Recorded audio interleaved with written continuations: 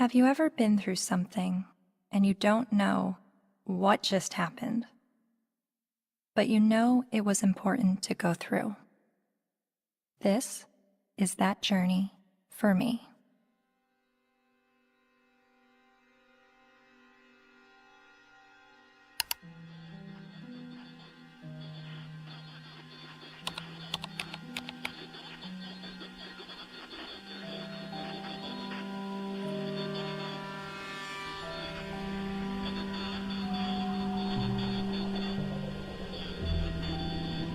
Misogynist rantings would be at home in the far-reaching internet subculture widely described as the men's rights movement, a toxic distillation of the worst aspects of American sexism.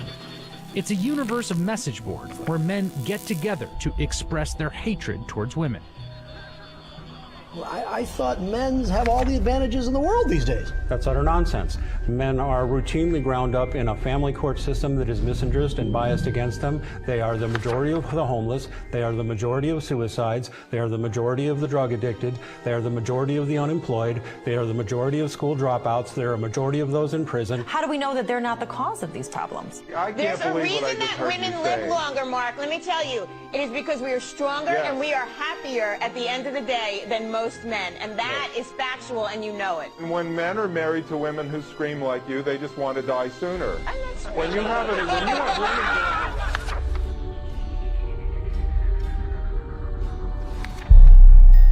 A voice for men. An online hub for men's rights activists, and they were founded by a man named Paul Elam. It's a website called A Voice for Men that's run by a man named Paul Elam, which is male spelled backwards, but it is his real name, apparently. It's a gathering of women haters. The Southern Poverty Law Center has classified that group and men's rights groups as hate groups. He wrote a piece declaring the month of October to be Bash a Violent Bitch Month. I mean, literally to grab them by the hair and smack their face against the wall, he wrote.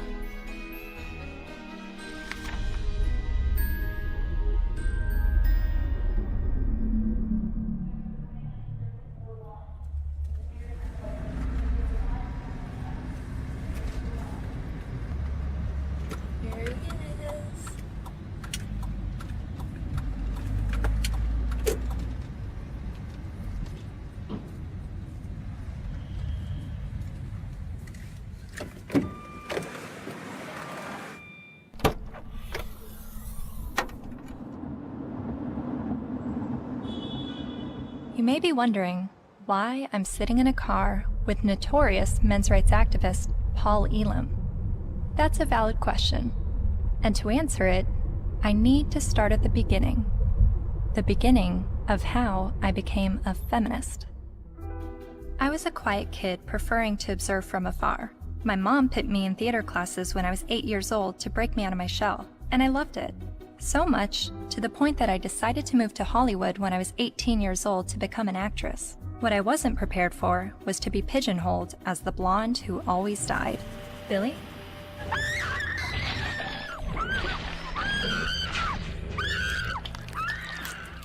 Granted, I had a good scream.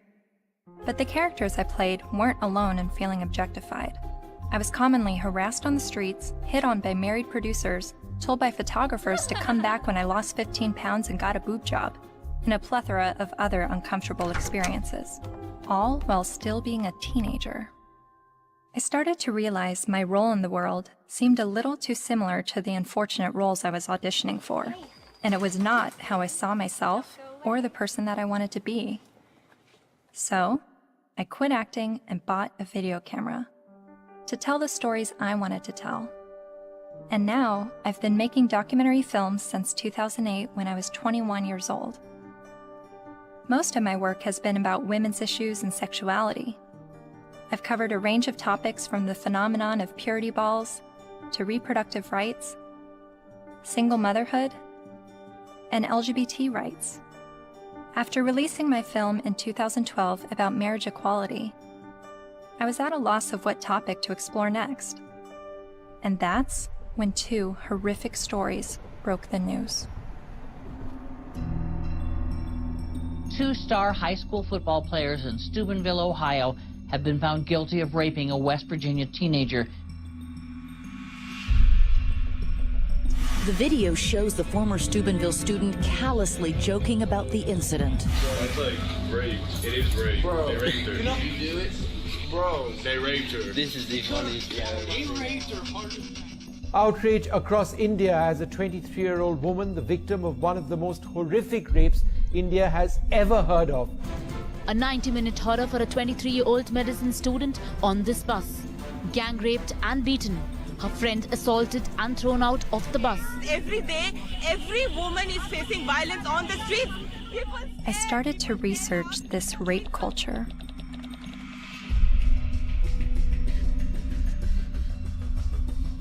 A website called A Voice for Men popped up. Paul Elam wrote about how women long to live out their rape fantasies, to be taken by a man she's never spoken to, let alone given consent to. As I read, I was asking myself, is this the rape apologist that I've been hearing about? The victim blamer who perpetuates rape culture? I continued to read A Voice for Men's website, often stopping around the halfway mark in every article because I could only read so many bitch, fuck, feminazi, and rape-tard words per minute. But even still, I kept reading, and thinking, and reading some more. I was trying to understand how these, what I perceived to be women haters, could have so many followers.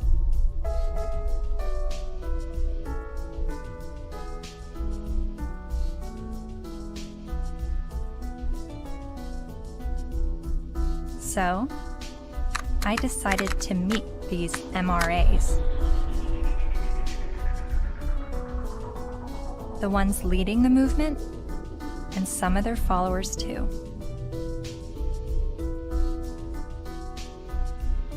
And this begins my journey down the rabbit hole.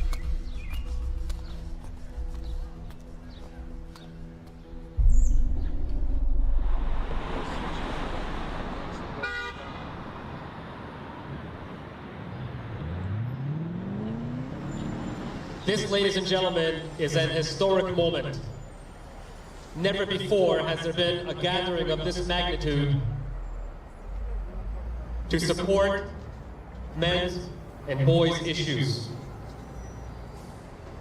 We have got serious problems. I have been working in this area advocating for the rights of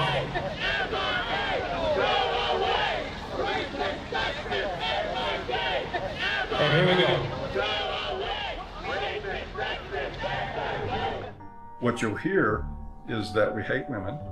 You'll hear that it's a backlash against women's rights. You'll hear that we're regressives that want women back in the kitchen and making sandwiches and barefoot and pregnant. You're just bitter, you're a loser, you're a whiner, you're ugly, you're undesirable, you're lazy, you're scary, you must be a racist, you must be a misogynist. When we do speak out, women often don't want to hear what we have to say.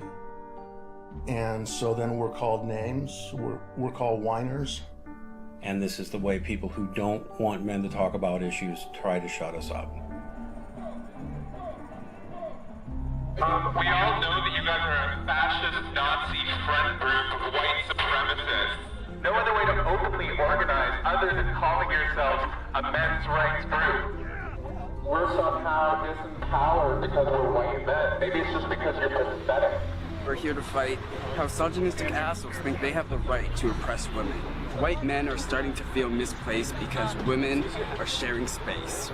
It's disgusting, and scroll the fuck up, and don't confuse suffrage with oppression. Everyone suffers, it's universal. I am a man, and I need feminism. And it is crystal clear that the problems for men and boys are real. I would like to turn the microphone over to Paul Elam of A Voice for Men for some words.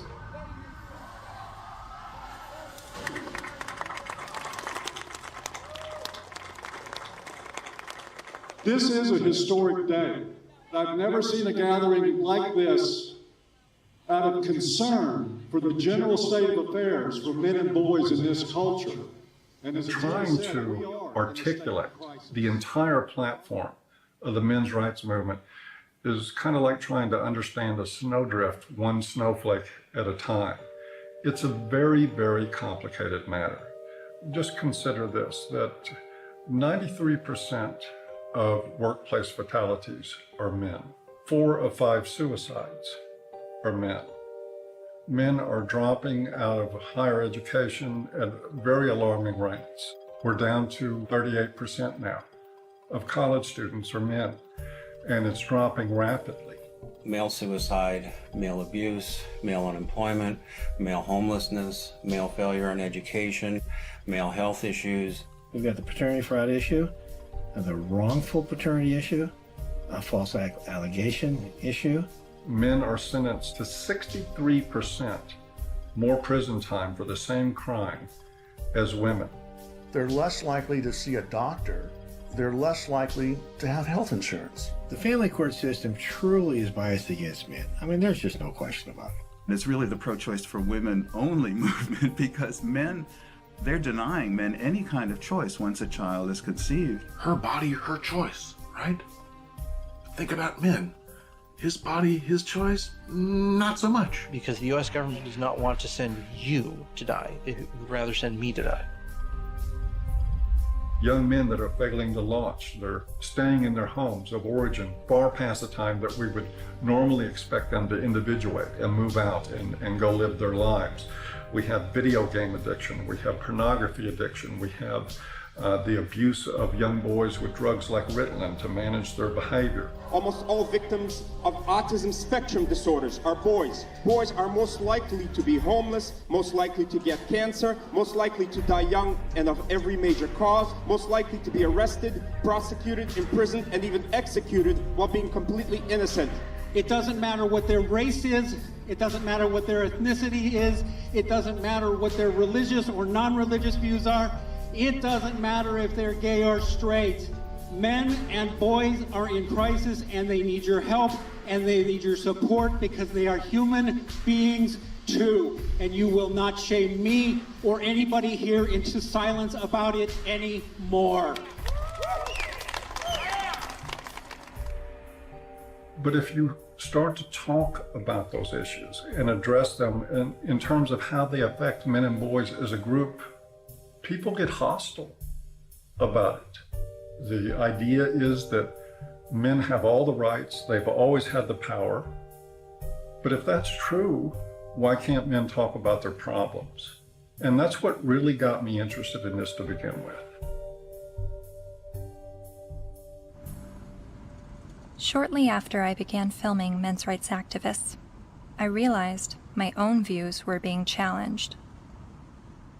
I kept a video diary throughout filming, and I've decided to share some of those diaries with you. I really do feel like learning about the men's movement and their specific issues, the issues that they have issue with, it's hard for me to completely understand them and just automatically feel welcome in that space of talking about these issues, because at least with feminism, whenever I heard about the issues that feminists were fighting against, I always felt like I had something to draw from and experience to be on board with that. And that's always been why I've been drawn to the feminist movement, is because a lot of what they spoke about I had personal experiences with, and with the men's movement I have very little personal experiences with the issues that they talk about.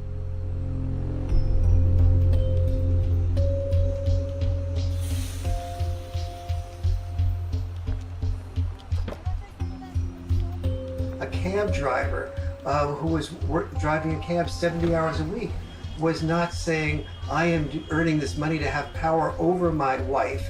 He was earning this money even though it took power away from his life. He was doing that so his child wouldn't have to drive that cab. The garbage collector does not get up at 3 or 4 in the morning in rain and sleet and snow and get out to do the garbage so he can have more power over his wife. That's power he's losing over his life in order to make his contribution, his sacrifice, his way of loving. And this has been translated into the culture of, you make more money than women do, you must therefore have more power. Meet Warren Farrell, best-selling author and self-styled social anthropologist, leading an assault on our traditional thinking about men. I asked my girlfriend at the time to buy me as a gift, I think it was for Christmas or for my birthday, Warren Farrell's book, The Myth of Male Power, which she did. And it just changed my whole life. And his premise was, while women are often seen as sex objects, men are often seen as success objects. And this resonated with me. He wrote this book that questioned our notions of power, of who had power and where it was. And it questioned the roles of men, but not the way feminists had always questioned gender roles. Every society that survived based on its ability to train its sons to be disposable. Disposable in war as warriors, disposable in work as firefighters, as workers on oil rigs and so on, coal miners, and indirectly, therefore, disposable as dads.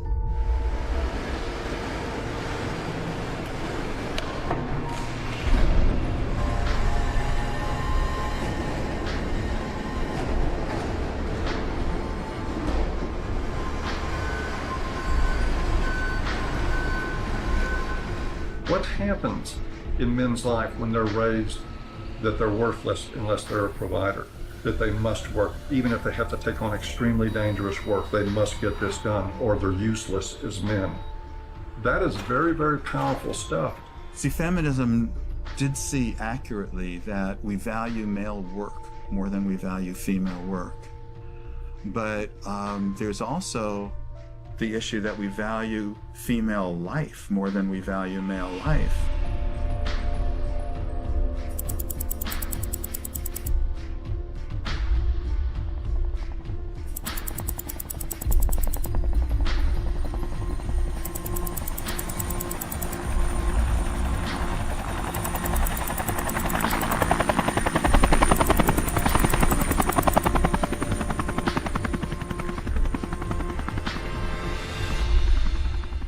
Even when that plane went down in New York City a few years ago, and that, the pilot was a hero for the way he landed it and saved everybody. Word arrived over the citywide fire frequency that a commercial jetliner was in the water with 155 people on board.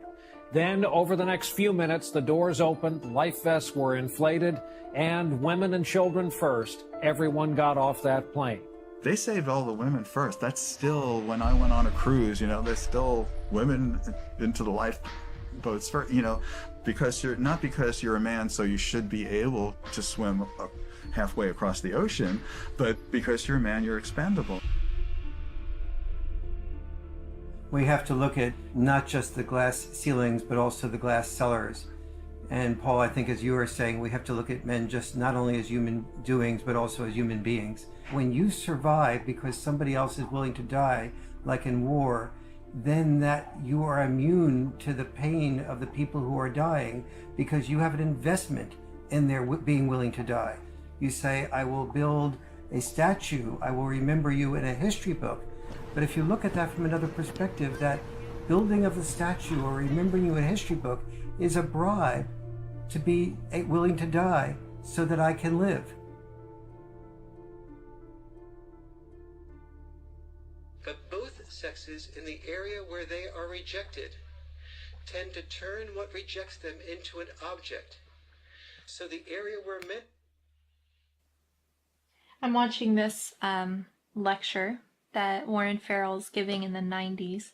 I see some women in the crowd, and a lot of them have their hands folded, and there is a little bit of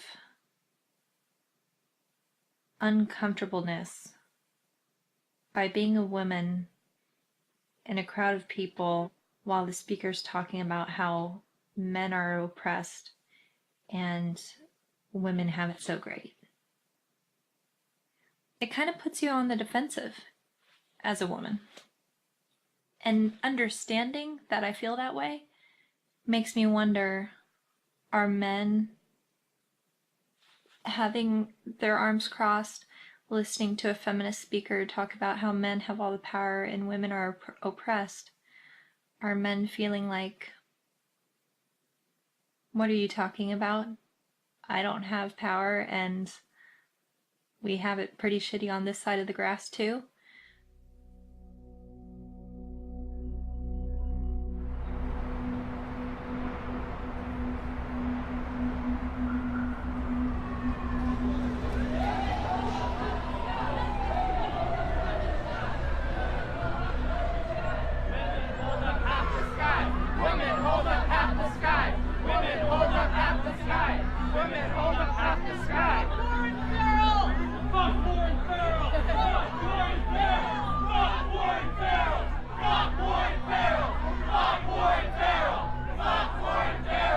In 2012, Dr. Warren Farrell was speaking on behalf of men's issues at the University of Toronto in Canada. A feminist group protested the event. Be fucking ashamed of yourself. You're fucking scum. You are fucking scum. Fucking rape apologist, incest supporting, woman hating, fucking scum.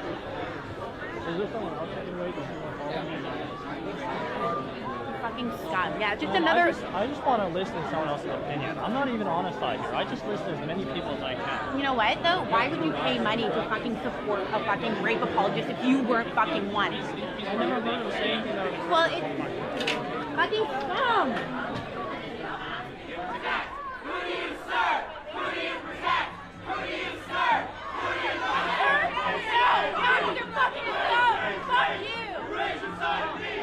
All cops are bastard. ACAB. Real fucking scum.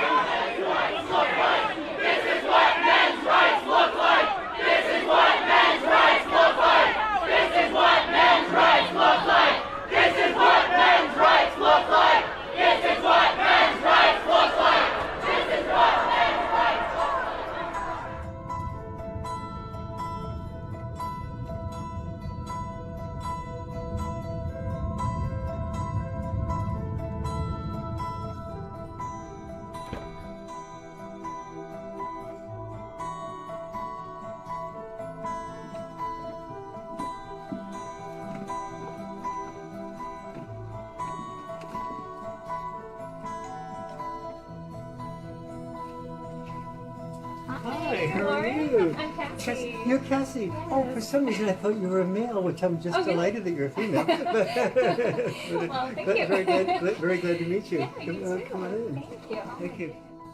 But Farrell wasn't always so attentive to men. In fact, for years he focused almost exclusively on women's issues, rubbing shoulders with feminist leaders like Gloria Steinem. And he's still a card-carrying member of the National Organization for Women.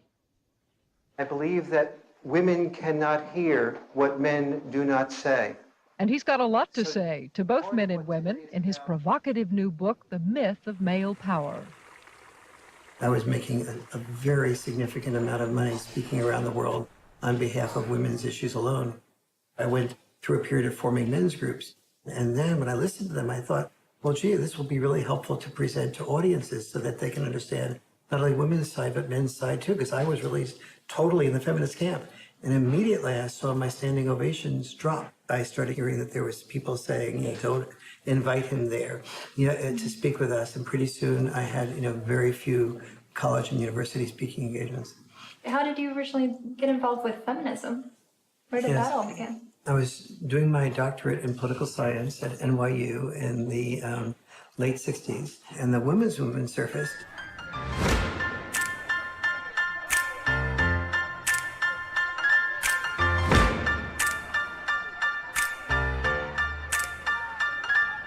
And I started to say, this is the most exciting thing I've ever heard, because I'd heard of civil rights, gay rights, But suddenly, women were saying, I don't want to be confined to just being a homemaker or a secretary.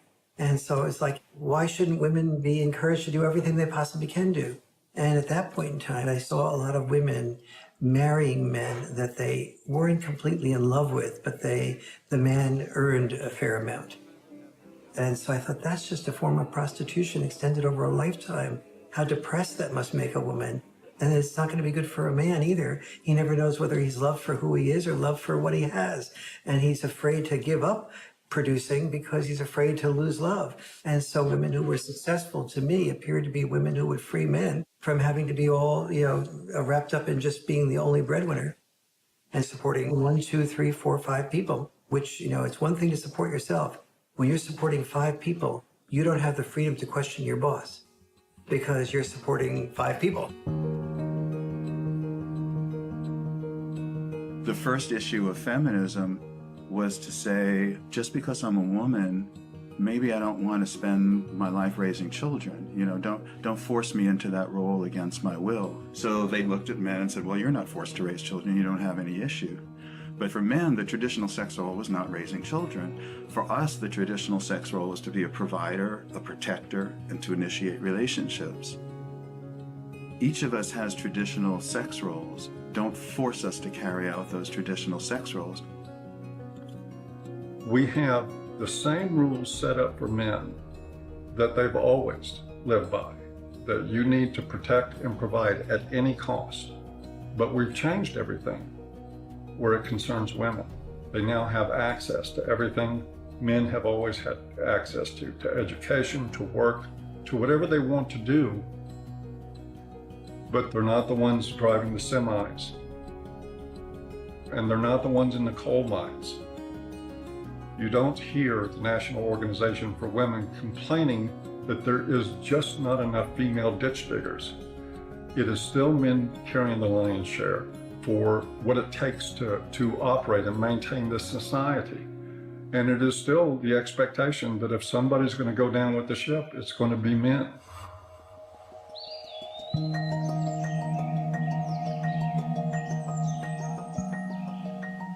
Flexibility in roles is where we should be all headed.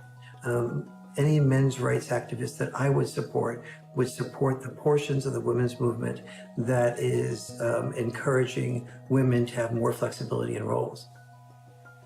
So where do the men's movement and feminism disagree? Well, only on the fundamental belief that the women's movement says men are the oppressors, that we are involved in a patriarchal world in which men invented the rules to benefit men at the expense of women. But don't we live in a patriarchy? When most of the world's nations still have never had a female leader.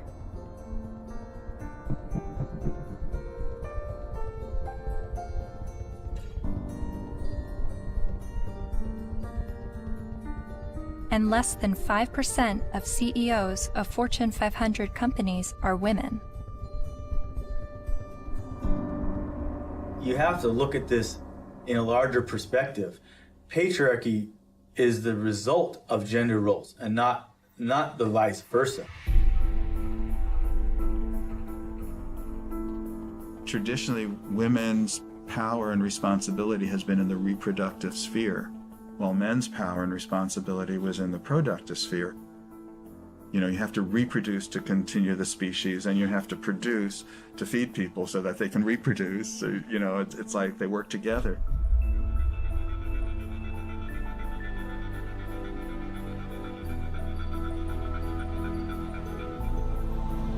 And most cultures divvied up roles because women were responsible for childbirth and were more likely to breastfeed. They're not more likely to, they did the breastfeeding. They tended to be involved in the role of raising children. Men tended to be involved in the role of raising money or making a killing of the animals or making a killing on Wall Street. But those were our obligations. So that's why industry was male-dominated and government was male-dominated, because that was our job. And so what we call patriarchy is men giving into the expected roles that they're supposed to give into, and many of those roles are very harmful. Working exceptionally long hours, difficult hours, dangerous jobs, getting killed on the job. Even politics, a lot of people describe as masochism. Imagine what it takes to be a successful politician. Imagine how much of your personal life that you give up, how much you work, how much privacy that you sacrifice, how much freedom in your day-to-day life that goes out the window. There are more men willing to do those things than there are women. But also, just because men are the ones, for instance, writing the laws in general, doesn't mean that the laws are protecting men. You hear about patriarchy, right? All the evils of the world's from patriarchy, but we're the ones dying, you know? And we die for you guys, you know, to protect our families, our friends. In every society that's ever existed, women have had privilege and protection that men did not. For example, we never hear about how men were excluded from the Forced Labor Convention of 1930 for years. The Forced Labor Convention was an international treaty that banned slavery and forced servitude, but it made an exception for able-bodied males ages 18 to 45. Eventually, they got rid of that, but there was still an exemption for prisoners and military, which is 90% male.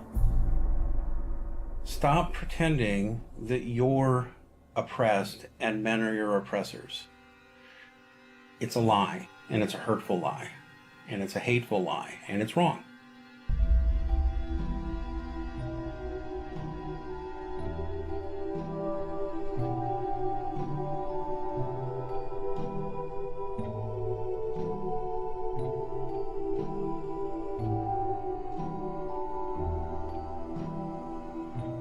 You talk a lot about the red pill in A Voice for Men. What is the red pill?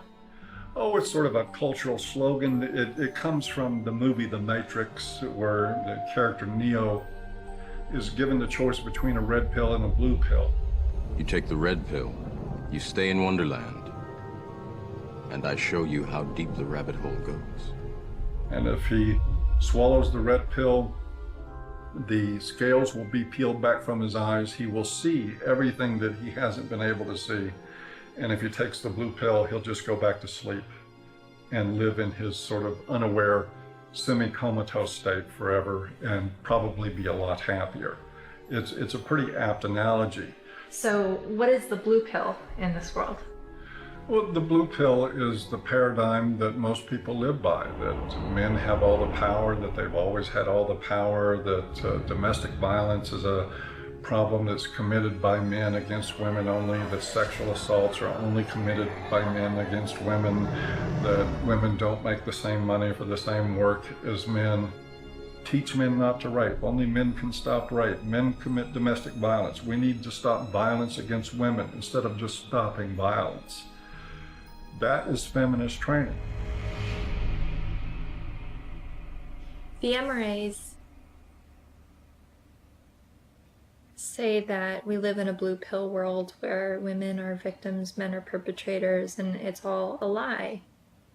And that we're brainwashed to believe this, and that it's not true, and that men are slaves in this world, and women are...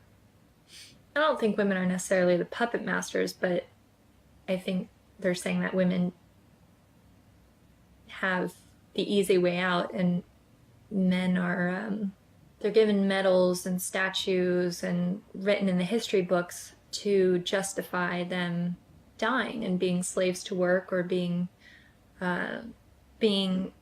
used to progress societies.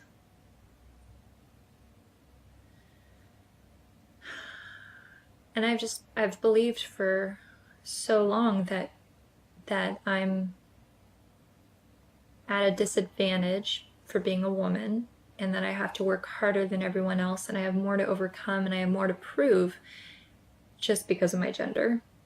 But the MRAs are saying that this is all a lie, and that guys are actually the ones that are disadvantaged and discriminated against.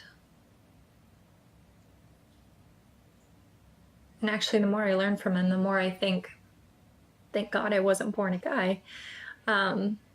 Because I don't think that the expectations on men is good or healthy. I mean, they have so much pressure to succeed and to be strong and to stand up and protect others and to put their lives on the line. I don't think I would want that responsibility. But, 50 years ago, no, I wouldn't have wanted to be a woman. But now, I mean, maybe just it's right now that the tides are changing and women have the better deal. Well, no, I don't know.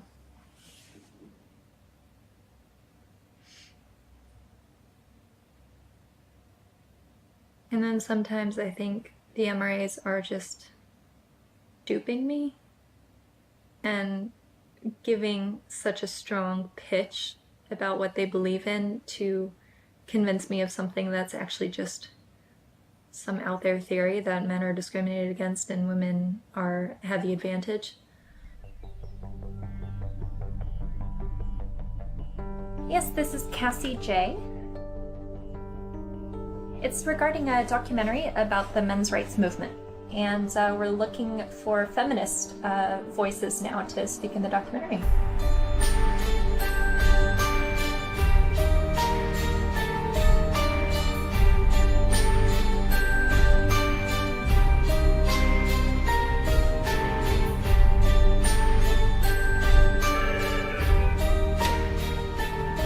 Feminist majority. Yeah, hold on just 1 second.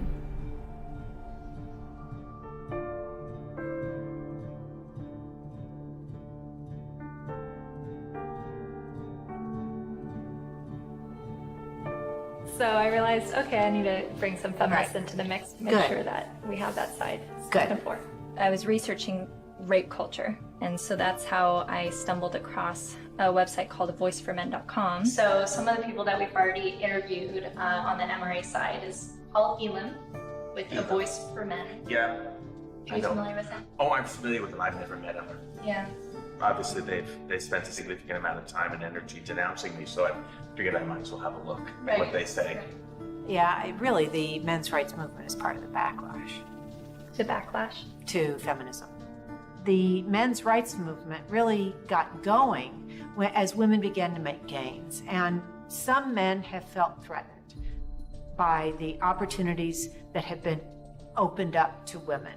And I don't know if it's because some of them feel threatened that they now have to compete with a lot more people for their jobs.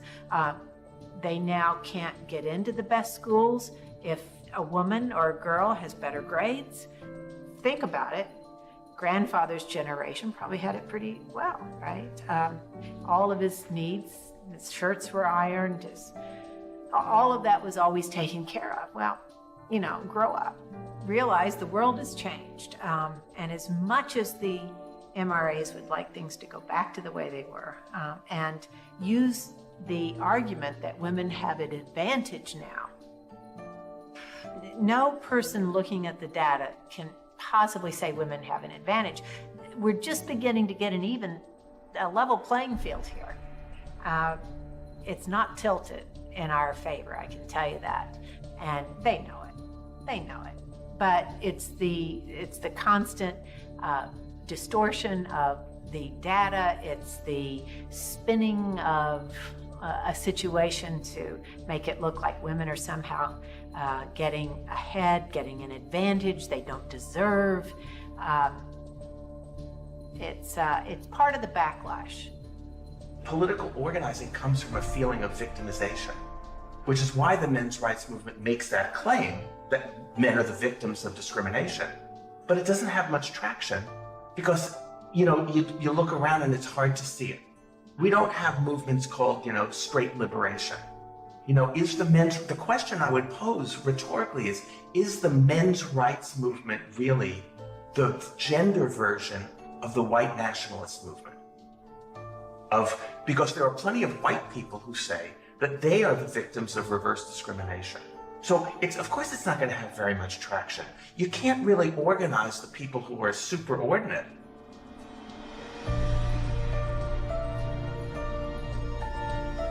So do you think that men are being discriminated against in any way? Not under the law. Men are not disadvantaged under our laws. Or in the business world, as a class, men are not underrepresented on corporate boards or at the top of the Fortune 1000 companies. In the corporate world, in the business world, in a lot of parts of academia, in the military, in the sports world, still pretty much a male-dominated world, and where a lot of the privileges and power and status accrue to men. Men are advantaged over women, no question. No one can debate that, not with a serious, not in any seriousness.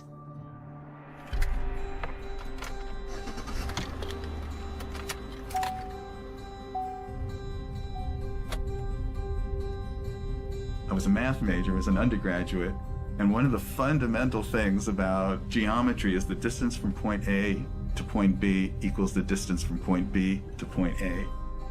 And if women are so different from men that men can't understand the female experience, we need to listen to women to describe it, then the male experience is so different from the female experience that you can't understand it. You need to listen to us. You can't really compare how men and women have suffered from sexism, because there's no way to quantify, that kind of suffering. So if a woman says, well, I miss 30% of my income,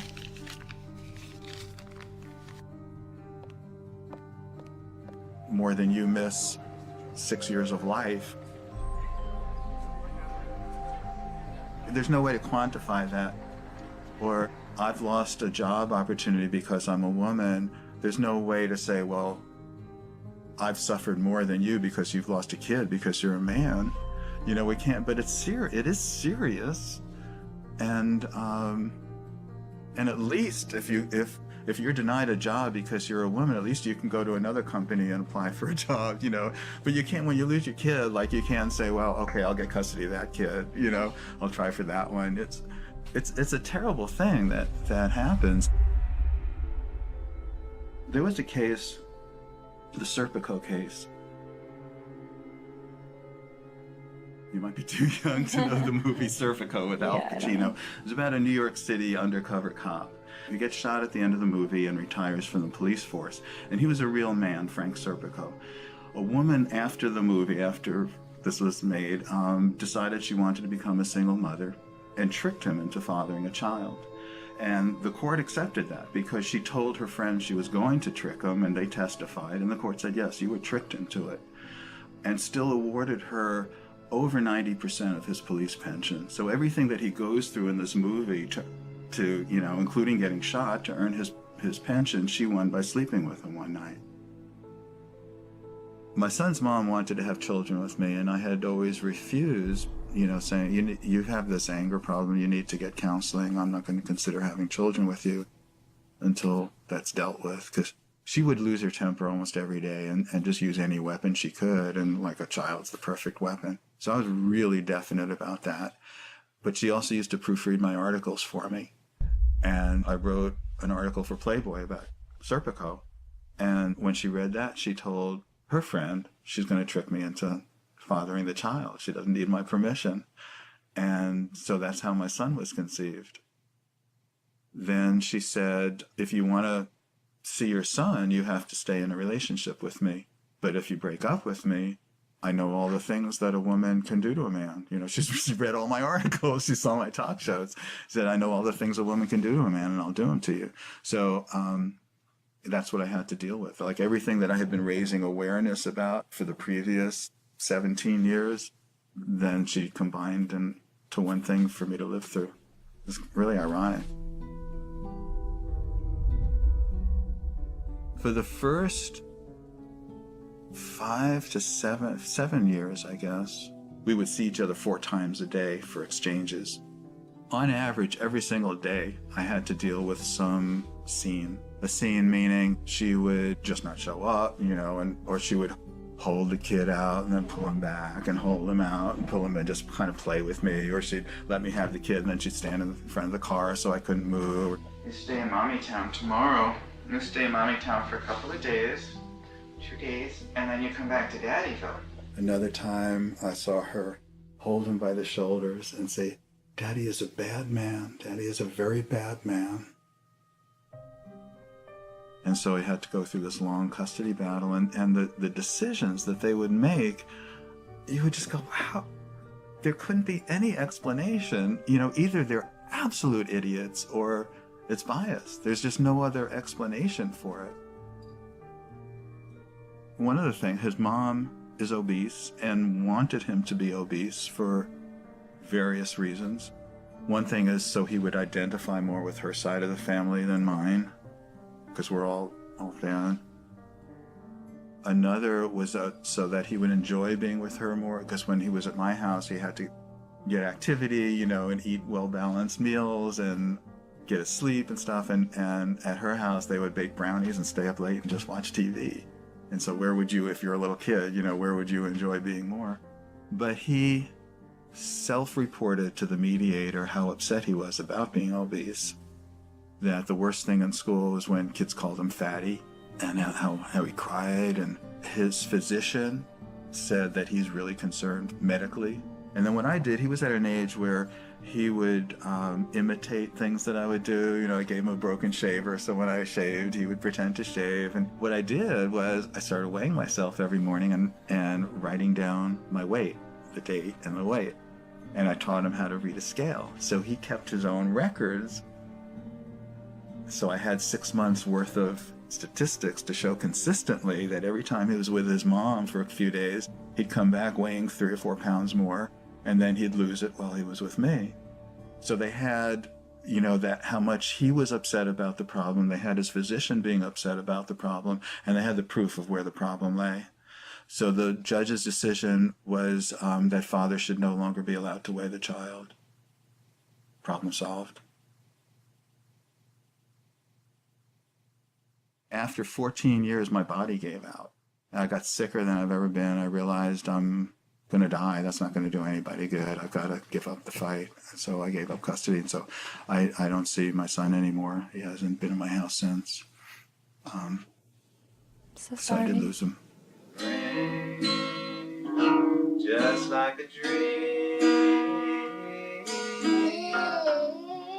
You're like a guiding light shining in the night. Fred claims that during his 14-year custody battle, he spent the equivalent of 5 years of his gross income on legal fees, mediators, and child support payments. I was really in his life a lot longer than most fathers would have been. It's something most fathers can't afford. You are so beautiful to me.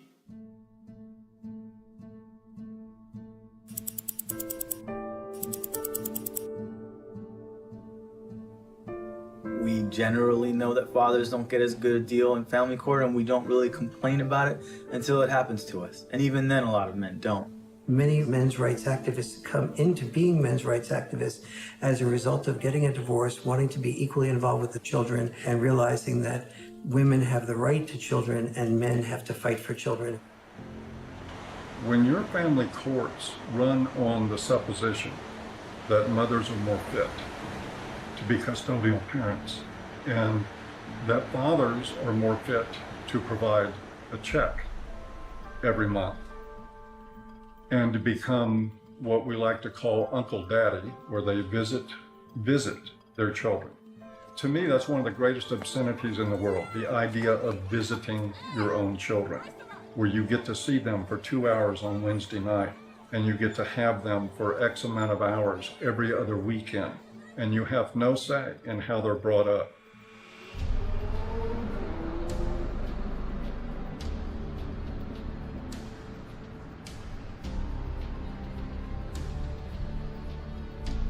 You know, I can't tell you how many men have been in this office, in that chair, in tears because they can't see their kids.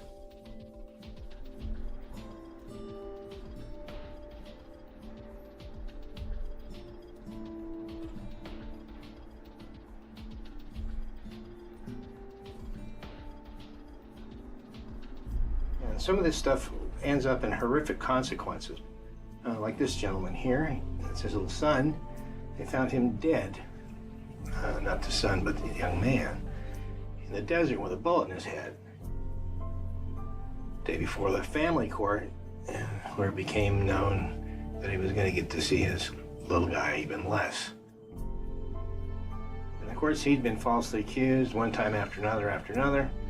It had destroyed his life. It had bankrupted him, it had driven him into debt. It had caused him to miss work. He was about ready to lose his job. He was in the end of his rope, so he just decided to end it. The unfairness in the family courts, the unfairness in the way child support is so often structured, it's commonplace and it's everywhere. And the more you start to become conscious of it, the more you realize that it's there.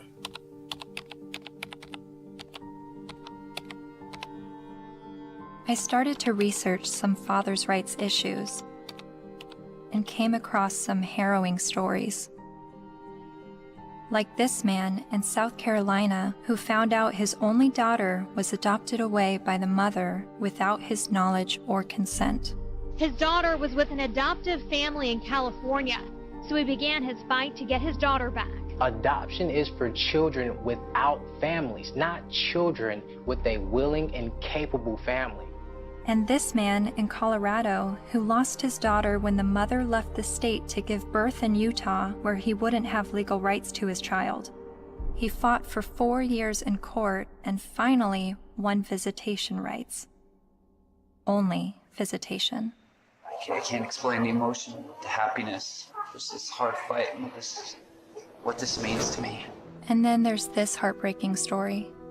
The 20-year-old father never left her side until he was forced to give her to adoptive parents this week after Kaylee's mother decided to put her up for adoption. In order to keep Kaylee, Colby needed to file paternity action, an affidavit, and a commencement notice with Utah's Vital Records a day before the mother signed the adoption papers relinquishing her rights.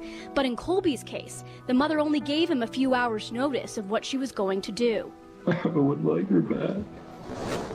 Men in the men's movement are not upset about having to be fathers. They're upset because they're not allowed to be fathers. That guy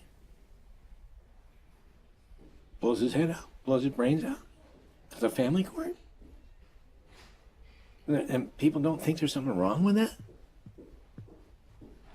We just open the doors tomorrow for business as usual, and that's okay?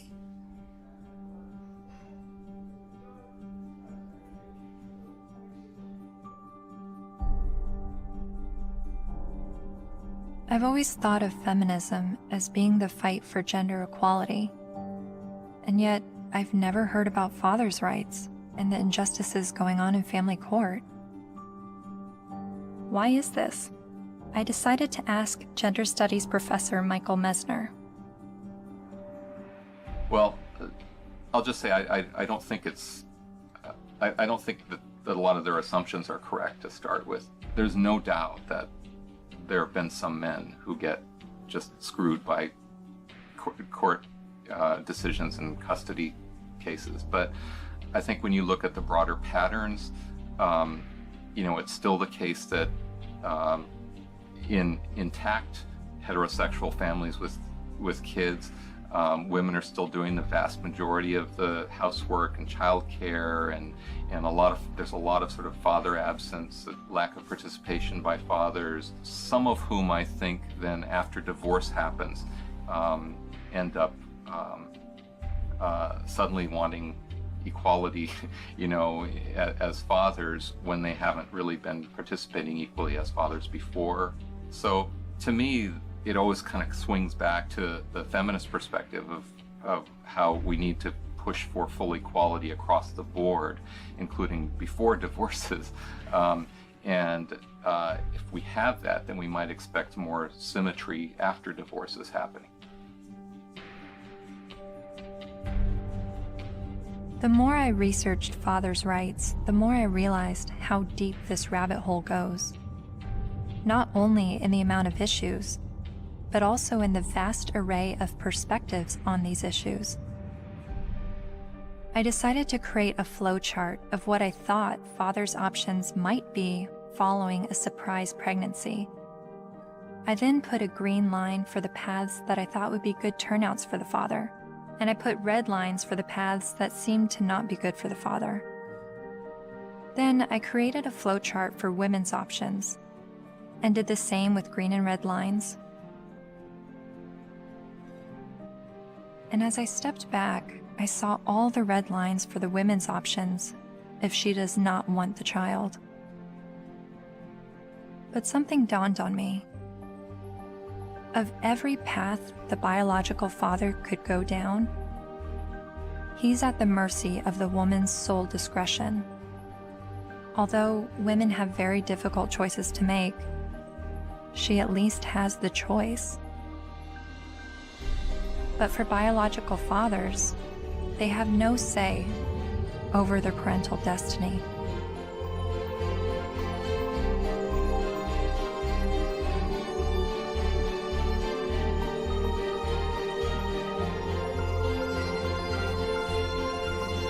This is my friend Dara. She's 8 months pregnant with her first child, and she's a lifelong feminist.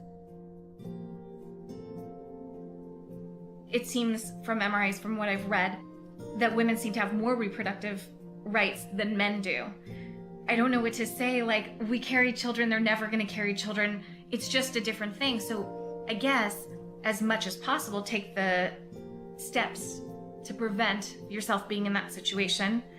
It's just, I don't know what to say. There's no, there's nothing like a woman, you know, women have been blamed for, and still are, for, you know, unwanted pregnancies, choosing to have an abortion, not choosing to have an abortion, choosing to put their child up for adoption, when, you know, the burden lies on a single mother. If the man leaves, there's really, you know, societally, she's lambasted. So there's a lot of things that women deal with in that regard that men don't actually deal with. So I can have compassion for their situation, but I don't know that it's going to change in the way they want it to, because it's biology, you know? So if you're going to be having sex that could result in pregnancy, and you haven't had this conversation with the woman that you're having sex with, you better have it. You better have it fast. That's when the man has the ability to make decisions, either not to engage in sex or to use condoms and to use other forms of contraception. So that's where his role comes in. Once he's impregnated her, she's the one now faced with continuing a pregnancy, faced with the health risks that accompany pregnancy. So his rights have to be exercised early. But once she's pregnant, all decisions must be hers, because ultimately she is the most impacted. There's just no question. And she ultimately has the responsibility for that child.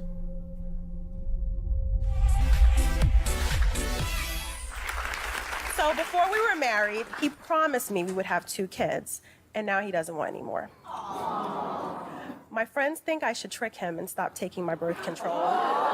Men have never been in control of our bodies. We're the ones in control. Clap if you think that she should trick him. My people. Up next, everybody.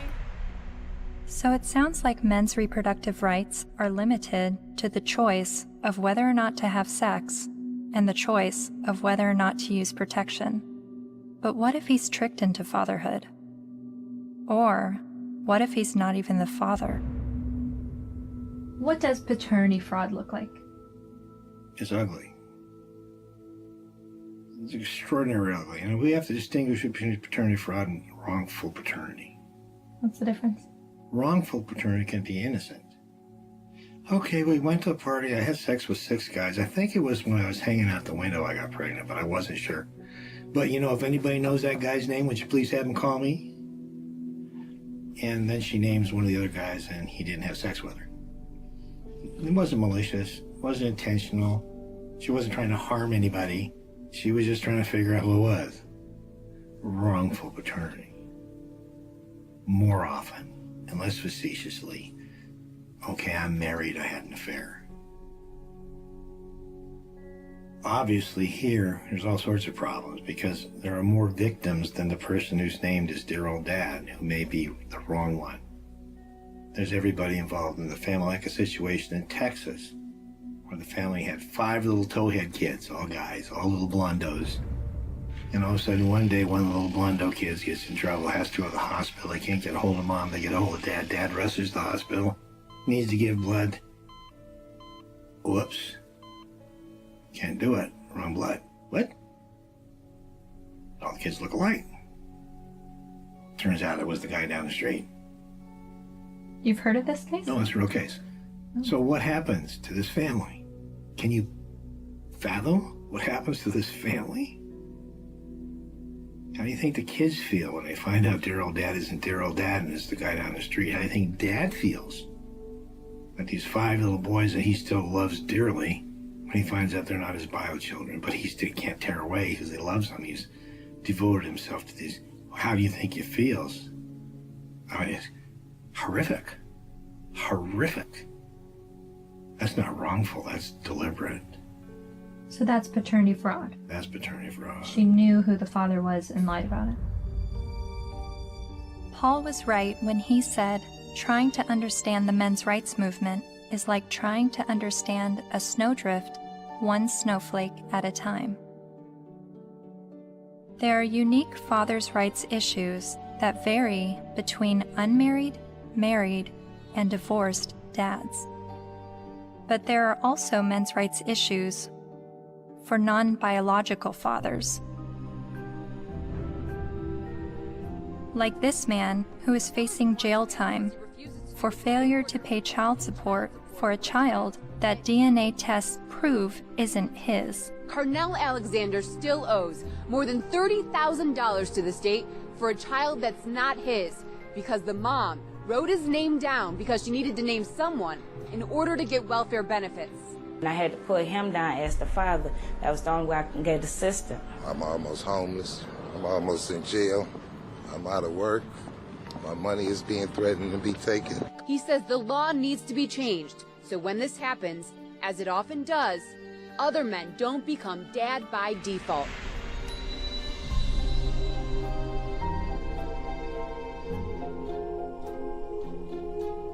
A lot of times people wonder about MRIs, why are you guys so angry? And my answer to that is, why aren't you? How can anybody look at this and not be angered by it?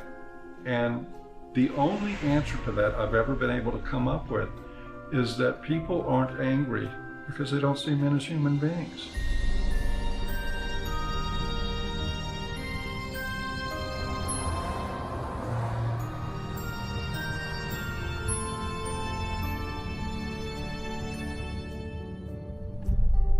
I continued traveling North America, meeting MRAs from all walks of life, hearing their personal stories, their red pill moments. I met a young man who was sexually abused when he was 16 years old while living at a residential home for people with developmental disabilities. She's the only woman I've done anything ever with, partly because it just messed me up so much. She continues working there. She hit me in the face. She actually hit me throughout the house, chasing me throughout the house. When I reported my domestic assault to the police officers, I did not at all bring up the fact that I was sexually assaulted, because if he wasn't going to believe that I was a victim of domestic violence, there was no way he was going to believe that I was going to be a victim of sexual assault. I met the honey badgers, women who are men's rights advocates.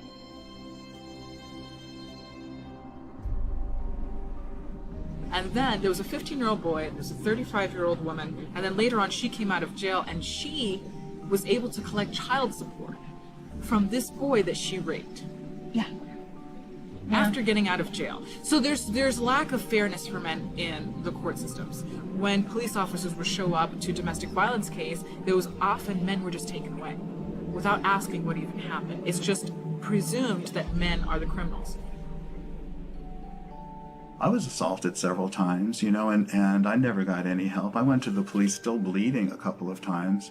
And one police officer said, I'll never forget this. He said, if she starts hitting you again, you better get out of there fast, because if she just breaks a fingernail trying to hit you, we'll arrest you. I mean, I can't tell you at this point how many guys I've talked to who are like, yeah, you know, she stabbed me and they put me in jail. Not only are there endless studies that show women are just as violent as men are, when I would talk about it, invariably, men would start coming out of the woodwork with stories. Stories they were afraid to tell, stories that they got laughed at for, stories that they got blamed for. It's hideous. This is not flattering to men, to talk about men's vulnerabilities. No. To talk about the ways that they are not strong and that they are, well, weak. And to be honest about it, it's not flattering. A solution for both genders is that we need to be able to recognize how men are vulnerable, and we need to be able to recognize how women are actors. Because we have a huge blind spot, especially when women do bad things.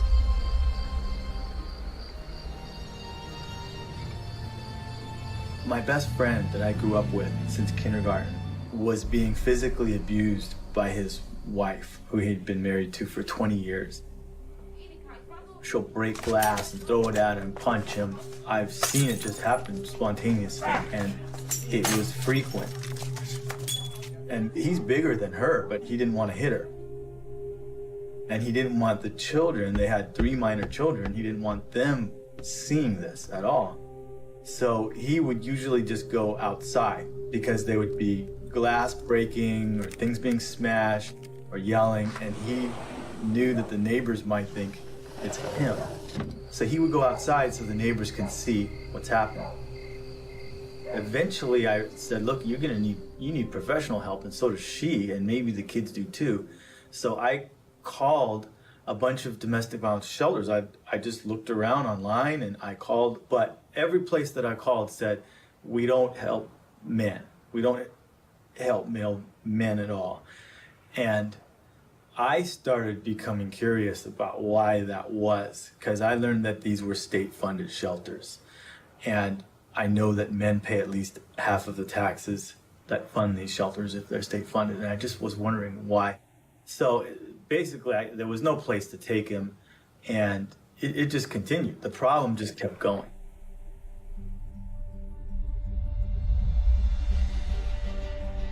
In the United States, there are over 2,000 domestic violence shelters.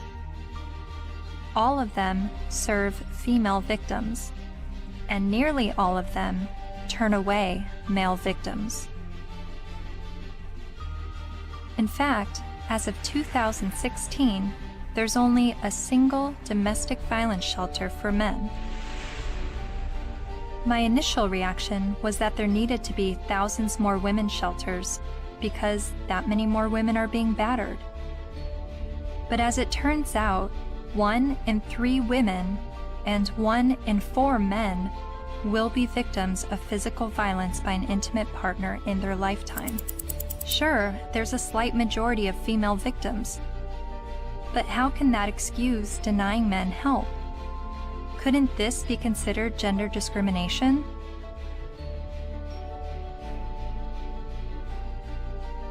Think of it this way. Roughly 78% of all suicides are men. If suicide prevention services only served men, wouldn't we see the gender discrimination immediately?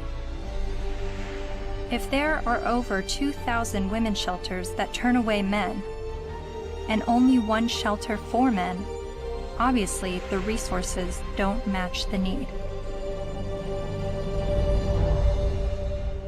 How are you involved in the men's rights movement? Well, from the very beginning, when I first opened the Refuge, which was in 1971 in Chiswick in London, almost as soon as I took the women in, I got a house for men. A Voice for Men's editor-at-large, Erin Pizzey, founded the first ever women's shelter in 1971, and she is widely revered in the men's rights community. Because you see, what I knew from the beginning, most domestic violence is consensual. Both are involved. Sometimes one's the perpetrator, the other plays the victim, then it crosses over. It's not as though it's just all men or all women. It's both, and occasionally innocent victims, very innocent. Battered children grow up to batter, that's what I learned. Whether it be a man or a woman. And I now know that if a woman comes in with a history of violence in her own childhood, the chances are she will be probably violent to her children, and she will want to live on this knife edge of crisis and danger. I haven't been allowed to speak, that's the difficulty. Why is that? Because I'm completely barred from all conferences. I'm not allowed to walk up the step of my own refuge. I bought the bloody building. But no, because there's feminists, the woman who runs it is a very heavy feminist. She won't have anything to do with me. What did you say that made them hate you? That women could be equally as violent as men. That was from the beginning.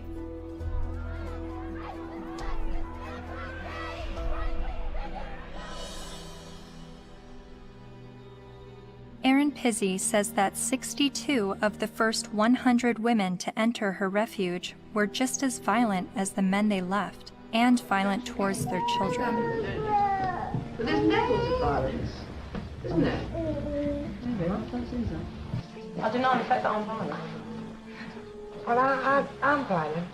So am I. You know, I'm very violent. Well, verbally, and I could quite easily hit somebody.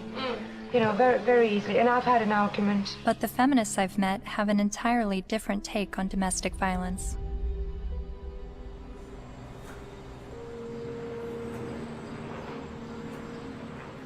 On the whole issue of domestic violence, that's just another word, really. It's a cleanup word about wife beating, because that's really what it is, or dating violence.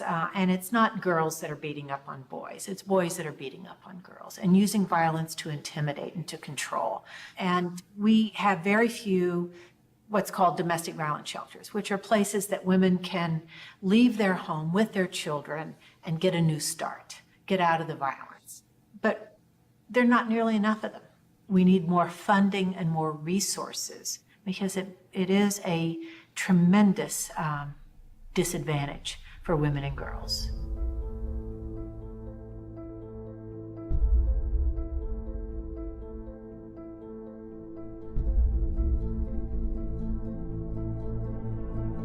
In 2014, the CDC released a report revealing that over 5.4 million men and 4.7 million women had been victims of intimate partner physical violence within the previous 12 months. But then why does the media paint domestic violence as a women's issue?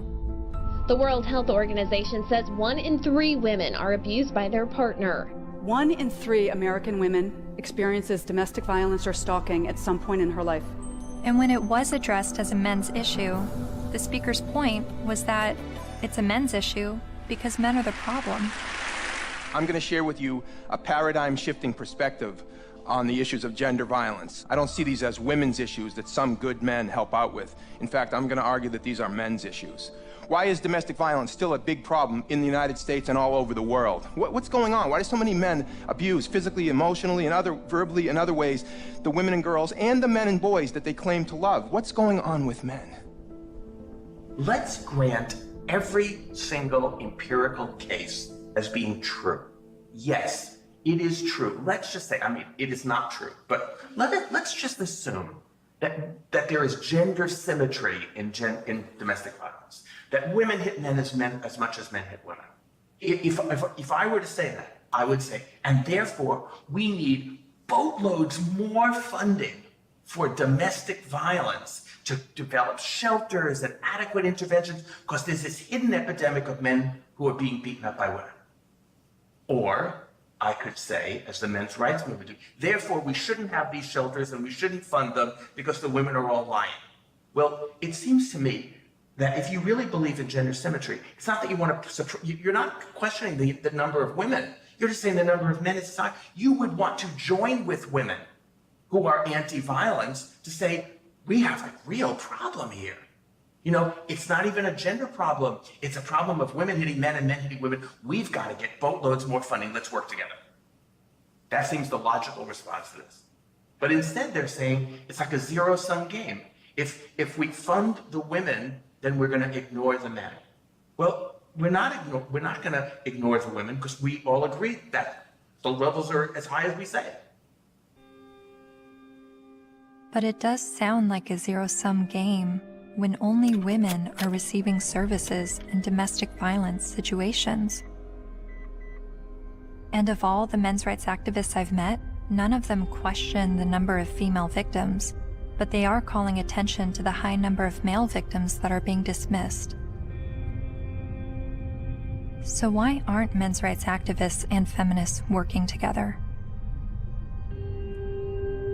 Michael Kimmel briefly said something that made me wonder. He said it would no longer be a gender problem if both men and women were equally victims of domestic violence. Is that why the number of male victims are never addressed? To me, it's been fraud for all these years. Why is it we have this enormously powerful feminist movement and virtually nothing for men? Originally, it was capitalism was the big enemy in the 60s and 70s. And it was the radical feminists in America. They moved the goalposts. They said, no, it's no longer capitalism is the enemy. The enemy is patriarchy. All men.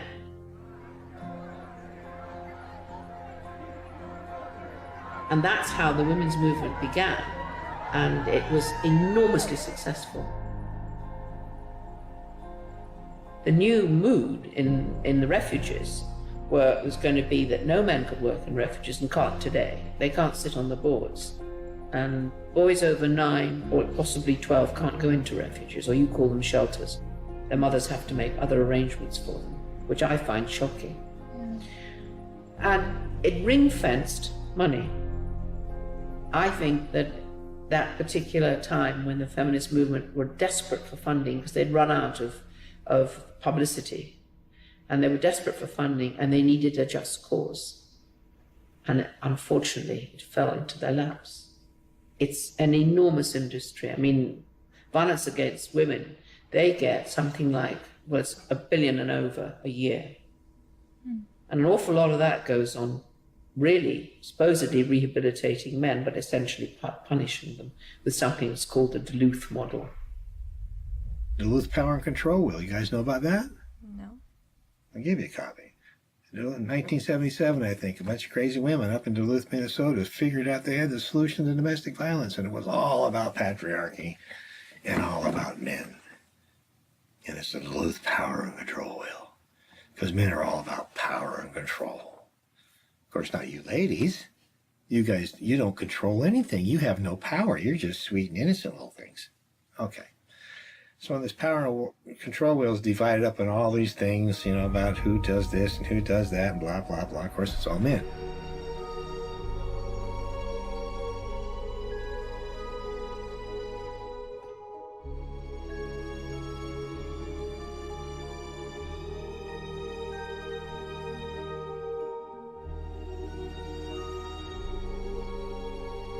The entire domestic violence industry was founded on that. I think it's still 37 or 32 states in the United States that by law they have to use the Duluth model for battery intervention programs, and it's all shame, blame, and guilt driven. If you're a man and you walk in, you must admit you did it up front or you're in denial. There's no debate, there's no discussion, there's no possibility that you could be falsely accused. The criminal justice system could have made a mistake. None whatsoever. You are in a state of denial, and you will complete that course or you're going to go to jail. You will be re-engineered. That's frightening. Frightening? Yes, that's frightening. I think it's terrifying. Absolutely terrifying. All I had to do, I had a simple choice. I could just say, yes, you're right. Men are the enemy. No problem.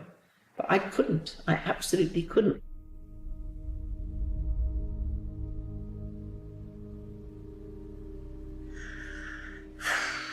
Just getting overwhelmed.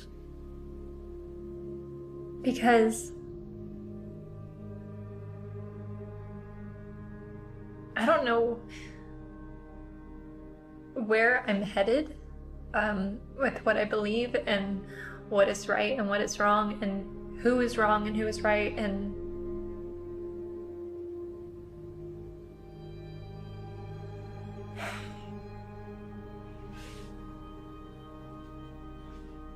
the truth is somewhere in the middle, and that's why I'm feeling frustrated, because I don't know where the truth is, and I don't know.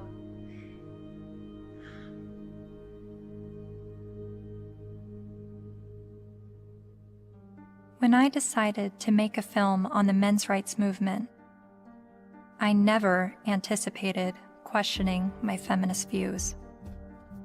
But the more MRAs I met, the more I felt compelled to remind myself why I was a feminist. I signed up for a women's group. Welcome to our Women on Your Power workshop. Only 4% of the Fortune 500 companies are led by women. Women only hold about 14% of corporate executive positions and less than 20% of our governmental positions. I made video diaries complaining about how I had to change what I wore to walk alone at night, how much time it took me to get ready for work, all the housekeeping that was on my shoulders. In comparison to other gender issues, these videos seem trivial, but I made them nonetheless. I attended women's rights rallies. No to violence. That's what we are here for, to say no more to violence in any forms, especially against women and girls. I repeated women's issues in my head like a broken record. Female genital mutilation, sex trafficking, reproductive rights, maternity leave. And social media helped remind me of women's issues.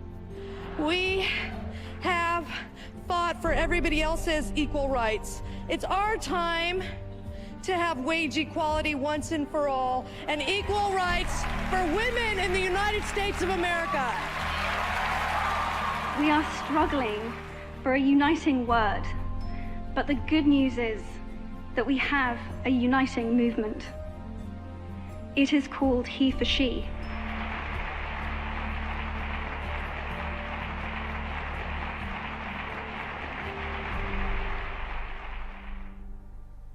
Whenever I hear the MRA's point of view about how difficult it is for them, I immediately go to, well, what about us? What is it like for us? And then I get on the defensive and want to make sure that women's struggles are also heard. And I don't know if that's necessary, because the MRAs are saying that the feminist perspective is the mainstream perspective. But even when I hear their issues, I still want to speak up for the women, because I feel like, I don't know why I feel like talking about one gender's issues now neglects the other. And I guess that's what MRAs have been dealing with, is always hearing about women's issues and feeling like their issues are neglected. But whenever I hear them talk about men's issues, I feel like I need to stand up for women and say, this is what we're dealing with, an equal opposite.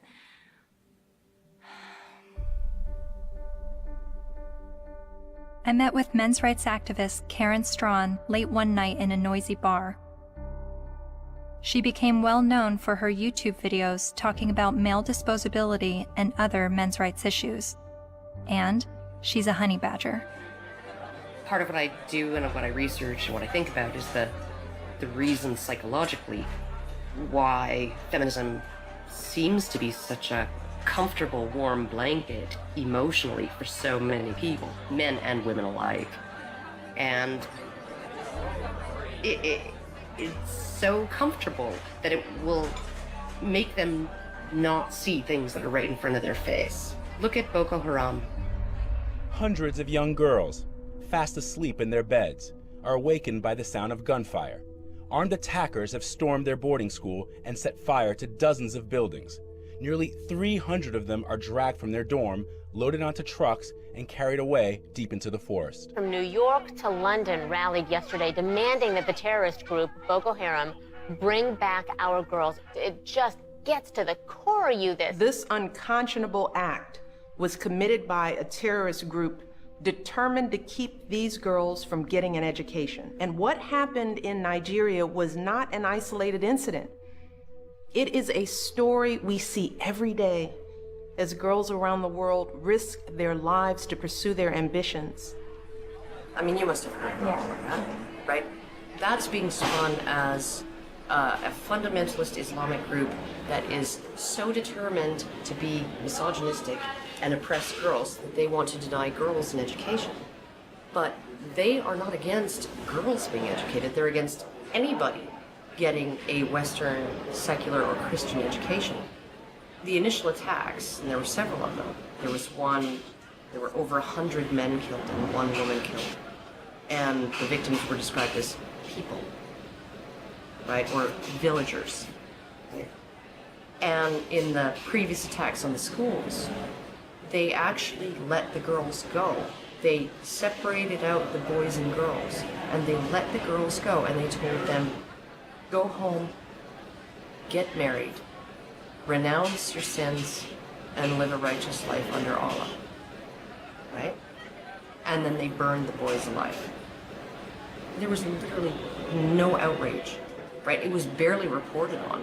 It was one of those things, there was no opinion pieces on it, no nothing, right? Until the girls were kidnapped. And look at it this way, because we played right into their hands, because they want attention, right? And they weren't getting any attention from the Western media when they were just slaughtering boys, right? They want attention. And what do? They kidnap girls and sell them into marriage or slavery, right? And everybody, the UN, Michelle Obama, Barack Obama, the UK government, the Canadian Federal Minister of Defense, right? They're all promising aid and help and equipment and personnel to help find these girls and bring them back, because this is such an outrage and oh my goodness, something needs to be done. Well, maybe if, like last year, maybe if we did something then, all of these girls would be safe in their dorms right now, right? But we didn't. And the reason why they kidnapped those girls is because we didn't do anything. We didn't pay attention. And they want attention, right? And they know that attacking girls or women is going to get them attention. What are we going to do? Start a campaign, bring back our boys. Oh wait, they're dead. Never mind, right? The men, the people in Boko Haram, they're chivalrous. If those girls were boys, they wouldn't be getting education. They'd be dead. They wouldn't be sold into slavery with the hope of escape. They'd be dead. Boko Haram has been fighting for Islamic rule in Nigeria since 2002. Its members have killed hundreds of people.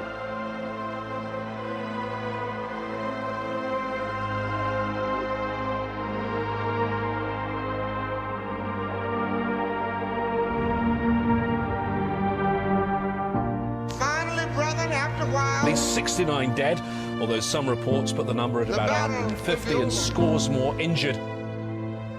For that day when we shall lay down our burden and study war no more.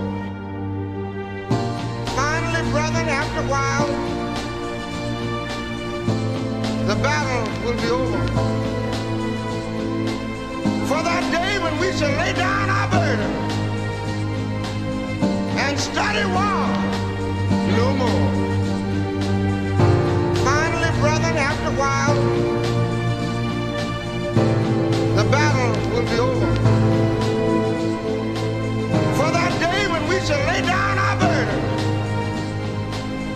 and study war no more.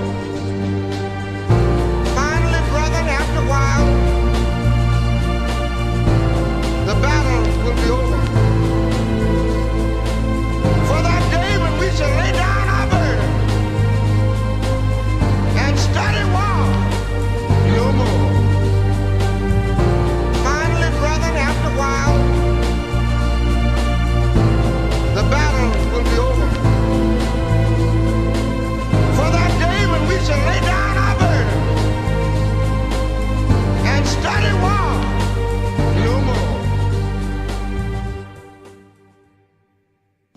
the most important things the men's movement is doing is being able to say, men need compassion, and men deserve compassion. And to have that happen, I'm not expecting it in my lifetime. It's an ocean of pain out there. This stuff we're talking about has been going on for so long. And nobody listens. Nobody cares.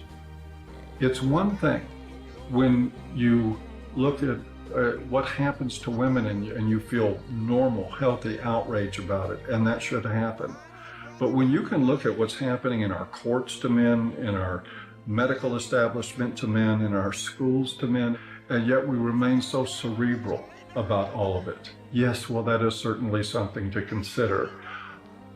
If it were happening to any other group, we would be having protests from coast to coast. And the fact is that it is happening to men every day, right in front of our eyes, and people will get angry at you if you try to talk about it. That's how deep the prejudice runs.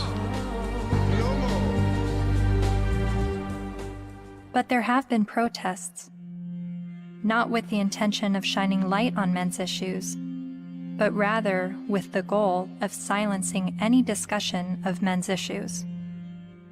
Like at Ottawa University, when Professor Janice Villamango attempted to give a lecture that questioned the feminist narrative.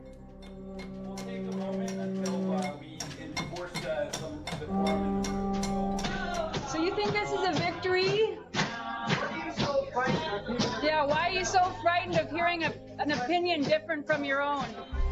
Then there was the first International Conference on Men's Issues in Michigan, where even Ms. Magazine urged its readers to protest the conference in hopes of shutting it down.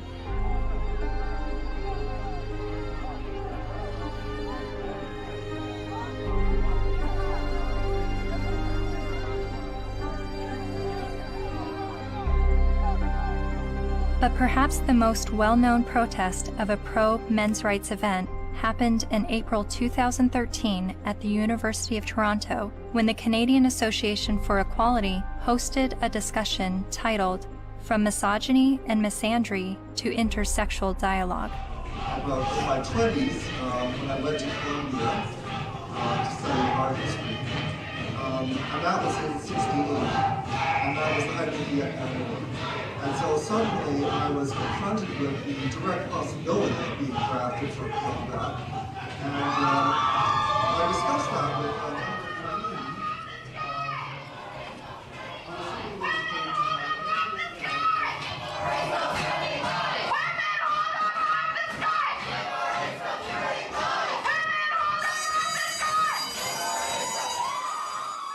a feminist group protesting the event illegally pulled the fire alarm and successfully shut down the event.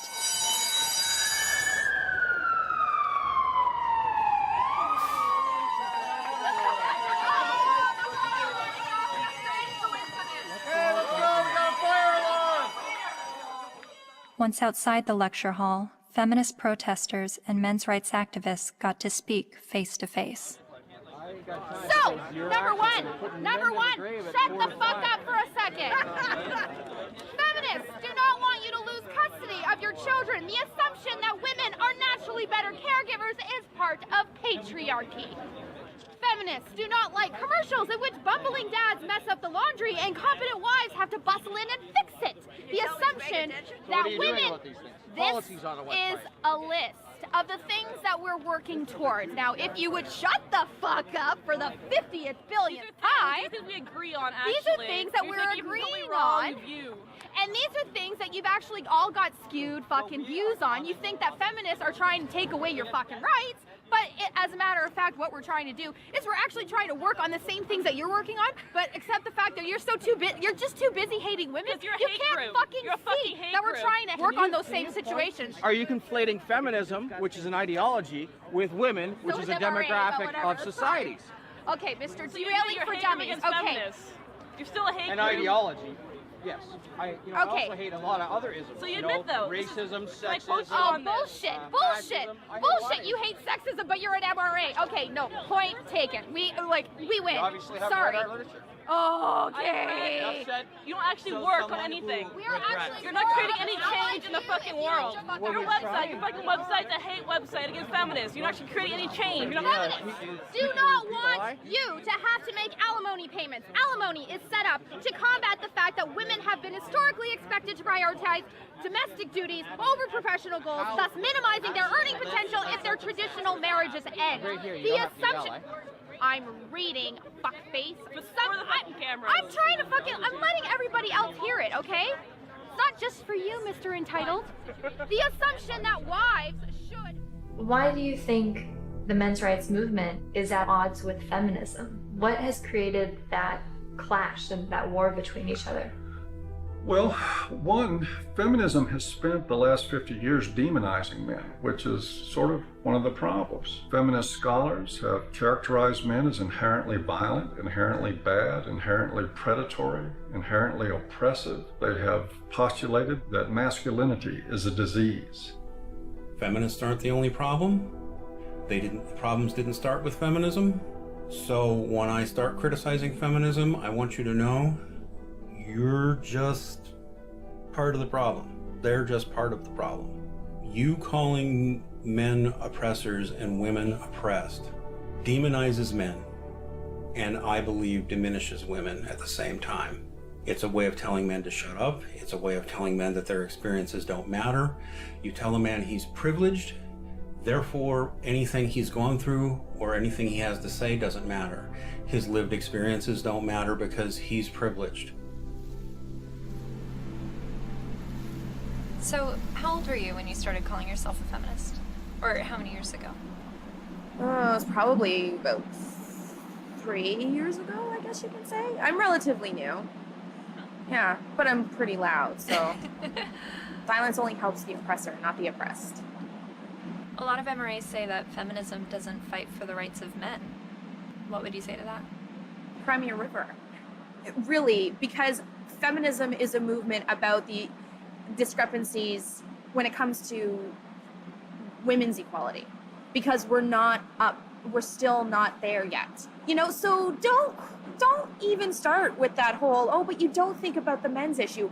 Well, then, you know what, start your own goddamn movement, which they have, but maybe make it a little more about legitimate issues like custody and alimony and things that you think are unequal, which all stem from patriarchy, not from, oh my god, feminists are trying to take away our kids. No, dipshit.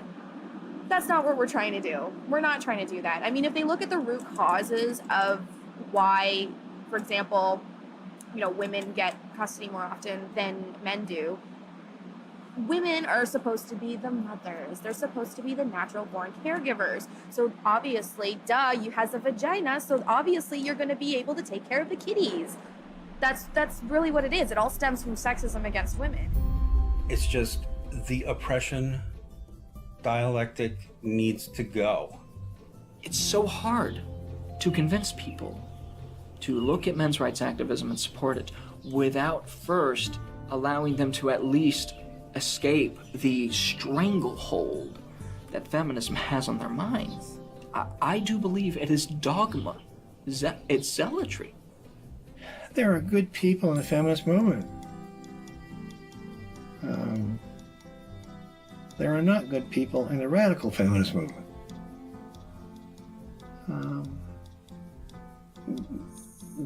That system is based on hate. And hate is, in my opinion, hate's the most destructive force in the world. They're so quick to call us man-haters or misandrists. Misandry for life. No, like they're so quick to say that when all we're doing is talking about like patriarchal societies and structures that we want to dismantle. Nothing against men in particular, but just saying, hey, this is a system that we live in, and this puts men above women, and it's not necessarily their fault, but hey, recognize what's happening here, and let's work together to dismantle it. The omnipotent, ever-present patriarchy.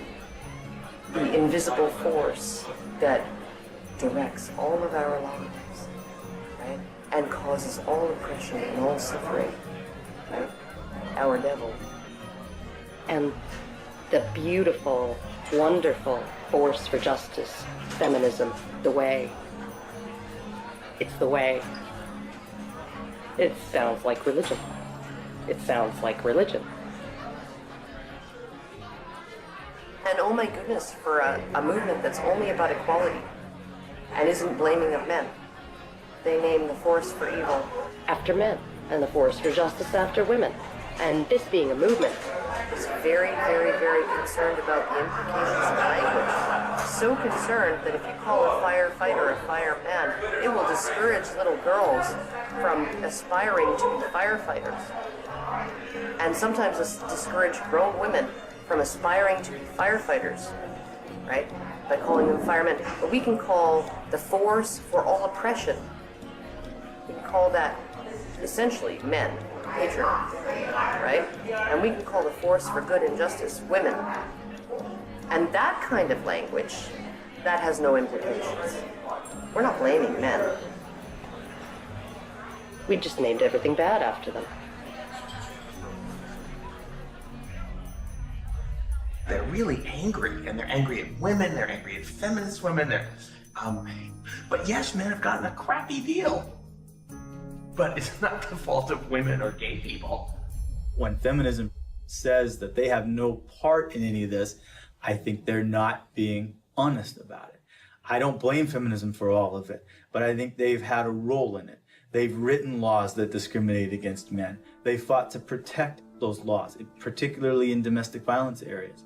And for many, many years, second wave feminism would go through the statutes and change everything that was gender specific to something gender neutral, unless it was something that benefited women, like the domestic violence laws. They didn't change those. Other types of areas like fathers in prison, there's statutes that specifically give mothers certain benefits that fathers in prison don't have. And I challenged that as well legally, but we didn't win on that one. When I wanted to get a commission on men, like the county has a commission on women, the feminists fought that tooth and nail.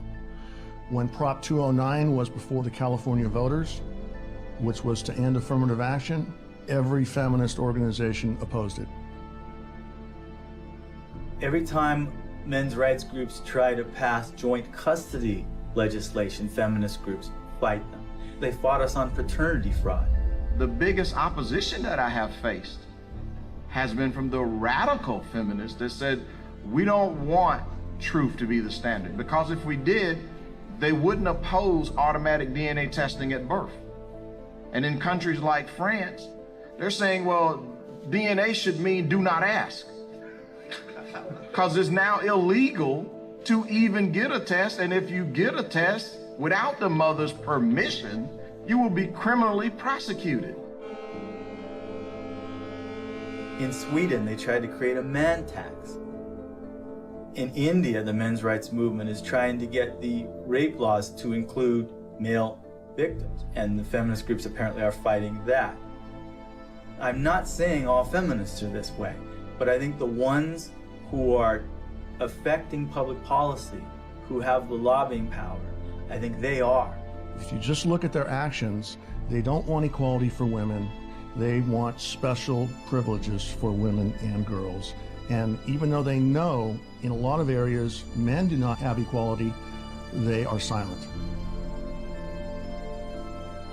The commandant of the Marine Corps said that he thinks, and I quote, all eligible and qualified men and women should register for the draft, talking about selective service. Do you think women should also have to register for selective service like men? I have to think about whether I think it's necessary to go as far as our military officers are recommending. The idea of having everybody register concerns me a little bit unless we have a better idea of where that's going to come out. Where I want people to register, I want every young person to register at the age of 18 to be able to vote automatically. And I think if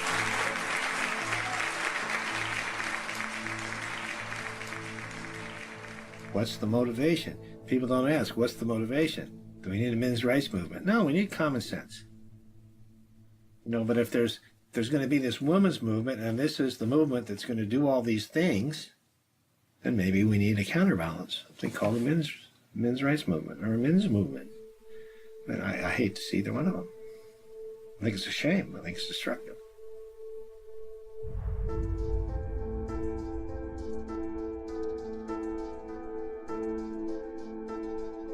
I'm hearing what the men's rights activists are saying, and I'm finding the sources to support what they're saying. Men are just as likely to be victims of intimate partner physical violence. Men have little to no control over their parental destiny, especially when he's tricked into fatherhood or he's raising a child that he later finds out isn't his.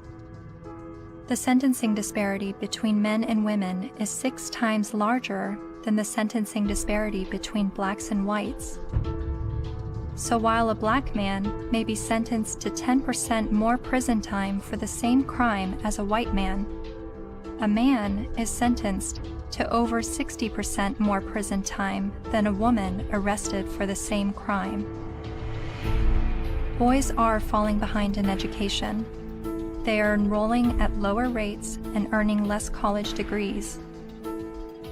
And while not all MRAs agree on the issue of infant male circumcision, most MRAs do believe it is a human rights violation.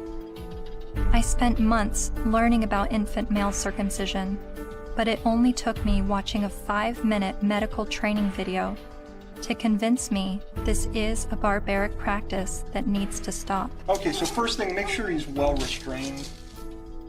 Before okay? Then we repeat the process with just one end and clamp. Anything that gets clamped gets cut. All that was left, a partial penis and his tiny testicles. Rhodes says Ashton urinates through a hole in his penis. She says she can't imagine now what she'll say to her son when he's old enough to understand what's happened to him. How could you explain it to your child that you don't have a penis or you might never be able to have kids?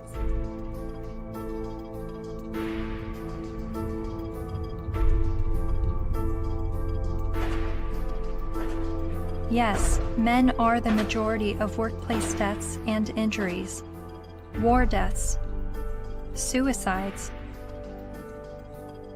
They have a shorter life expectancy. Warren Farrell makes the argument that prostate cancer and breast cancer mortality rates are similar, but funding disproportionately supports breast cancer research and awareness over prostate cancer. The red pill is about looking at these issues in an honest way, even when it's uncomfortable. And these things are uncomfortable, but without the willingness to set aside the programming and to set aside the false beliefs about what power is and what women are and who women are. Part of what we do is a pretty serious critique of both sexes. It's brutal, but critiquing the sexes is a real valuable thing. Feminists don't want you to do it though, unless you're portraying women as victim and men as perpetrator. The red pill is about understanding that men and women, like everything else in life, it's a mixed bag. You've got victims and perpetrators on both sides of the fence. And that's all. It's real simple. It's just not easy.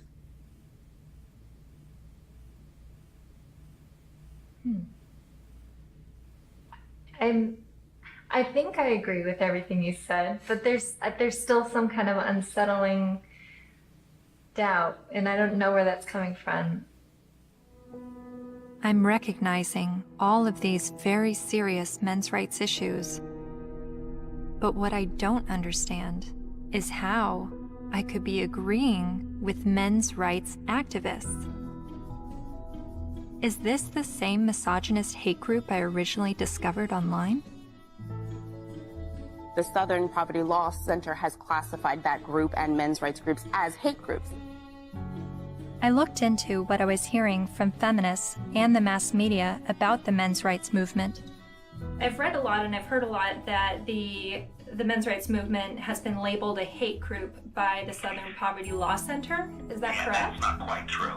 No, they got it wrong. You know, this was somehow written up on some kind of anti-men's rights websites as us having listed them as hate groups and so on, and we didn't do.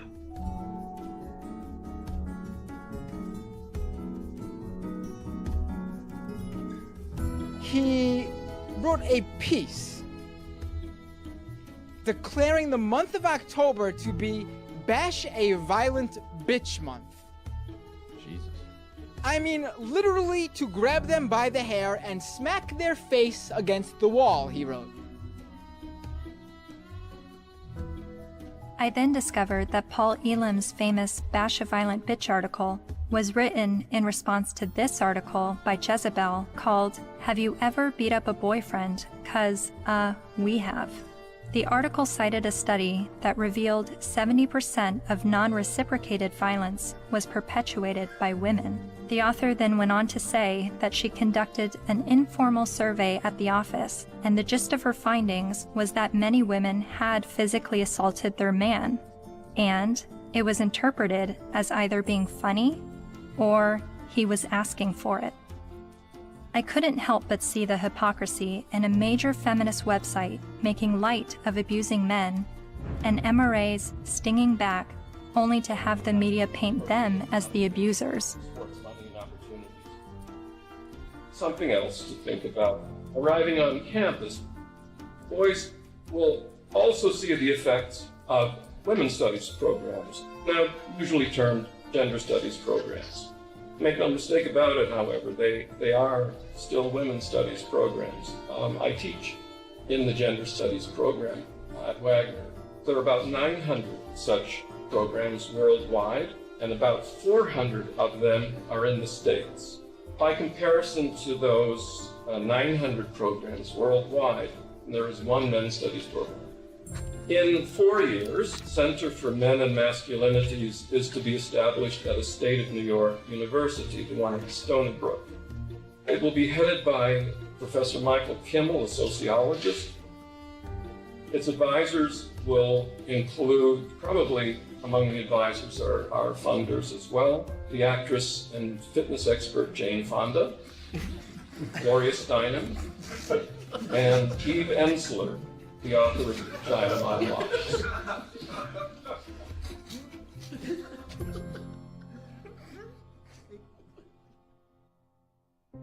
After my year of filming men's rights activists and feminists, my descent into the rabbit hole was not slowing down. My education on gender politics was really just beginning. I learned about other sectors of the online manosphere, like MGTOW, Men Going Their Own Way, and a forum on Reddit called The Red Pill, which is separate from the men's rights community and they do not see eye to eye. I'm told an easy way to remember the difference is that while MRAs want to change the system, Reddit's The Red Pill want to take advantage of the system, and MGTOW want to leave the system. There are so many perspectives on gender, and I believe they are all worthy of listening to. However, the conversation is being silenced. For a society to accept anything said on behalf of women's rights, and then to shame any dialogue about men's rights and call it hate speech is precisely the problem. I don't know where I'm headed, but I know what I left behind. I no longer call myself a feminist.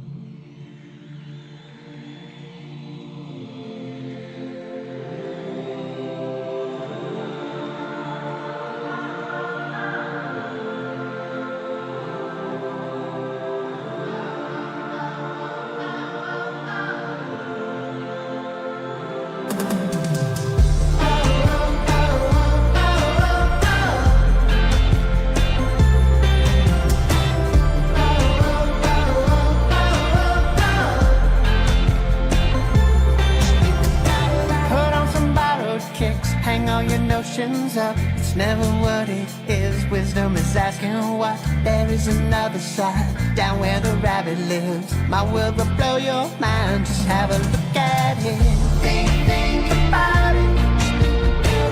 Think about it. Think about it. Think about it.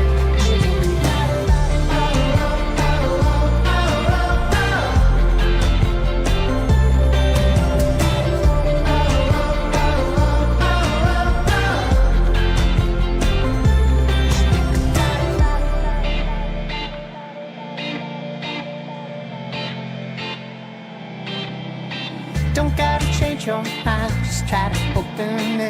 I'll let you use my eyes, see what I'm dealing with. People with different stories, divided by different categories and reasons why. The smart speak, the wise they listen.